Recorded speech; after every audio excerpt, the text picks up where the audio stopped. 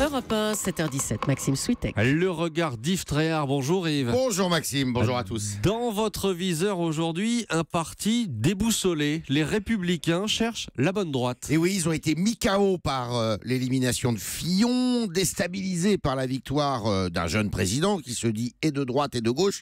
Alors le parti Les Républicains doit relever un triple défi s'il veut, sinon survivre, faire bonne figure. Premier défi, ne pas apparaître ringard et vieillot en vitrine à l'heure où plein de nouveaux visages apparaissent dans le paysage politique derrière Macron. Alors ça tombe bien, et on ne sait pas assez ça, 70% des candidats LR aux législatives sont nouveaux. 70%. 70%, je le tiens de Bernard Accoyer.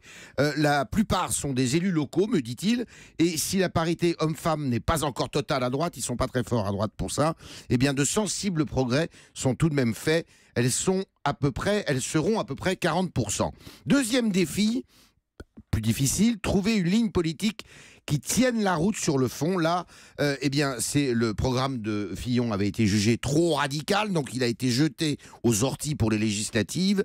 Et dans l'urgence, ce sont les vieilles recettes de Sarkozy, pourtant écrasées à la primaire, qui sont recyclées, comme la défiscalisation des heures supplémentaires et la baisse de l'impôt sur le revenu. Pour l'instant, les Républicains font du neuf avec du vieux. Quel est le troisième défi ? Alors, le troisième défi, c'est préserver l'unité et la cohérence du parti, ce qui ramène aux considérations de fond.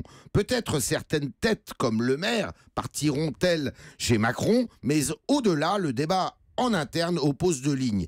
Il y a ceux qui, comme Wauquiez et Ciotti, veulent aller au combat contre Macron. Ils défendent une droite affirmée, décomplexée, libérale conservatrice, qui n'entend pas se laisser dépasser par le Front National, au moins sur la sécurité.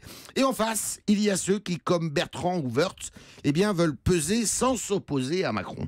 Et ils défendent, eux, une droite plus sociale qui s'adresse aux classes populaires. Xavier Bertrand déplore, par exemple, que seuls 6 à 8% des ouvriers votent aujourd'hui pour les Républicains. Et parmi ces deux lignes, est-ce qu'il y en a une qui pourrait garantir l'unité du parti ? Alors, beaucoup dépendra évidemment du résultat des législatives conduites par François Baroin, qui fait la synthèse.